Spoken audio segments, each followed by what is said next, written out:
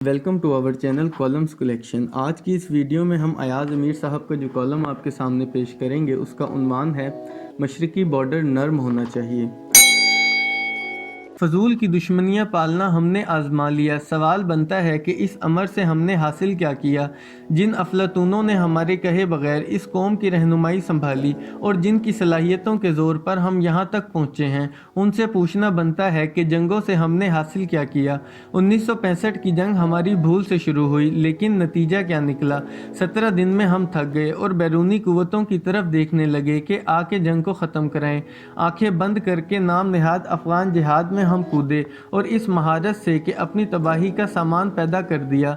40 साल से ज़्यादा अरसे तक हम अफ़गानिस्तान के हालात में मुलविस रहे और आज समझ नहीं आ रही कि ऐसा हमने क्यों किया और हमारी जवामर्दी का हमें समर क्या हासिल हुआ। मुल्कों में मामलात ख़राब रहते हैं, लेकिन कौमों में होश हो तो अकल पे पर्दे नहीं डलते। हिंदुस्तान और चीन के ताल्लुकात ख़राब हैं, गाहे गाहे उनके बॉर्डर्स पर झड़पें हो जाती हैं, लेकिन दोनों ममालिक में तिजारत भी जारी है और अब तो सालाना तकरीबन 100 बिलियन डॉलर्स तक पहुंच चुकी है। चीन और ताइवान के ताल्लुकात ख़राब हैं और चीन कहता है कि ताइवान ने आज़ादी का ऐलान किया तो जंग छिड़ जाएगी, लेकिन ताइवान की सरमायाकारी चीन में मौजूद है और चीन और ताइवान में ज़बरदस्त तिजारत चलती है। अमेरिका और चीन के ताल्लुकात ठीक नहीं, लेकिन दोनों ममालिक एक दूसरे के सबसे बड़े तिजारती पार्टनर्स हैं। हम किस अकल की पैदावार हैं कि हिंदुस्तान, जिससे जुग्राफियाई लिहाज से हमारा कोई छुटकारा नहीं, उसके साथ हमने तमाम दरवाजे बंद किए हुए हैं। आना जाना मुश्किल, वीज़ा लेना एक कठिन काम और तिजारत हमारी बिल्कुल बंद है। हिंदुस्तान की मईशत बहुत आगे जा चुकी है। हमारे इक़दामात से उसका नुकसान क्या होना है? सब कुछ बंद करके नुकसान हमारा है। हमारे कर्ता धर्ताओं को ये बात समझ क्यों नहीं आती? चीन ये नहीं कह रहा कि ताइवान का मसला कल हल होगा। अपने मौक़िफ़ पर चीन कायम है, चाहे इस मसले के हल होने में 100 साल लग जाएं। कश्मीर का मसला है, लेकिन इसका मुमकिन हल नज़र नहीं आता। हमारे पास नारे हैं और नारों से ये मसला हल होना होता तो कब का हो गया होता। कश्मीर पर जो हमारा मौक़िफ़ है उस पर हम कायम रहें, लेकिन ये जो बॉर्डर हमने बंद किए हुए हैं और फ़ौजों की तैनाती है, इससे दोनों ममालिक को क्या हासिल हो रहा है? अरसा दराज तक बॉर्डर्स पर फ़ौजों की तैनाती रहनी है। दोनों ममालिक की सोच इतनी ऊंची नहीं कि इस सूरत हाल में जल्द कोई तब्दीली आए। तो चलिए इस बात को एक तरफ रखते हैं, फ़ौजें जहां हैं वहीं रहें, लेकिन बॉर्डर्स तो नरम कर दिए जाएं। कश्मीर की लाइन ऑफ कंट्रोल पर 5-6 रास्ते खुले हों जहां लोग आ जा सकें और जितनी तिजारत हो सके वो भी चले। इससे हमारा फ़ायदा और कश्मीरियों का भी फ़ायदा। मोदी सरकार पाकिस्तान के कहने से ख़त्म नहीं होगी।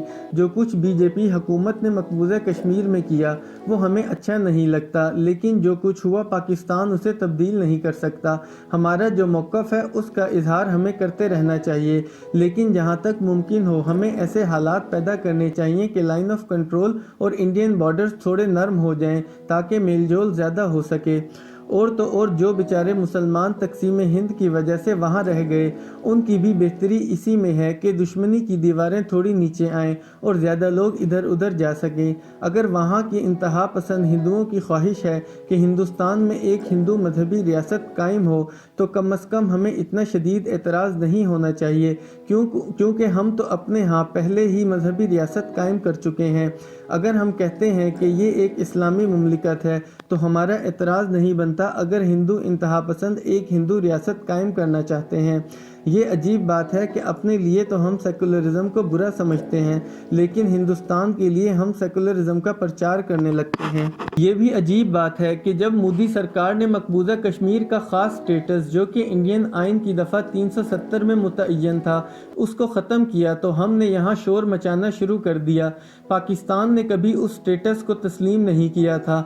हम तो यही कहते थे कि ये स्पेशल स्टेटस वाली बात ढकोसला है और कश्मीर मसले का वाहिद हल राय दही के हक का इस्तेमाल है।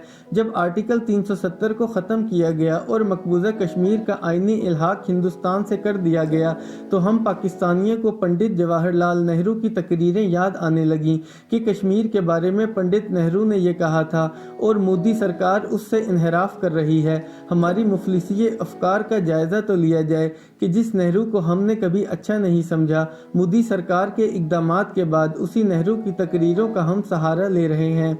یہ اسی طرح ہے جیسے اپنی الوداعی تقریر میں قمر جاوید باجوہ صاحب نے 1971 کی جنگ کے تناظر میں پاکستانی فوج کی بہادری کا ثبوت فیلڈ مارشل مانک شاہ کے ارشاد میں ڈھونڈا۔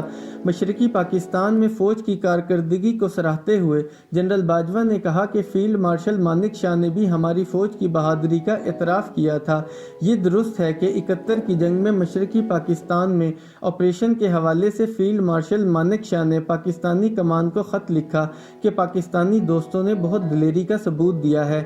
یہ بھی حقیقت ہے کہ فیلڈ مارشل مانک شاہ نے کبھی بھی پاکستانی فوج کے بارے میں برے الفاظ استعمال نہیں کیے۔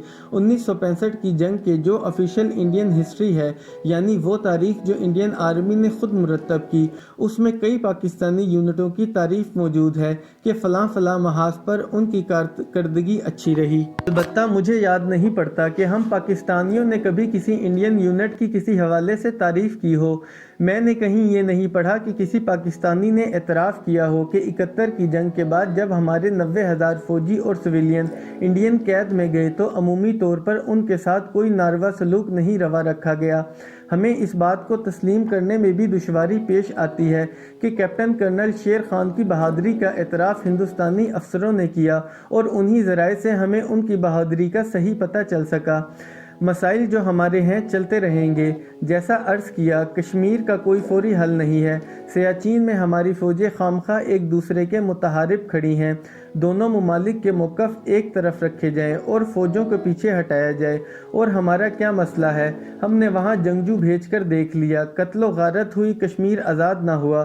جنگجویانہ کارروائیوں کی اب مقبوضہ کشمیر میں گنجائش نہیں رہی۔ جتنا جلد ہم یہ بات سمجھ سکیں اتنا ہمارے لیے بہتر ہے۔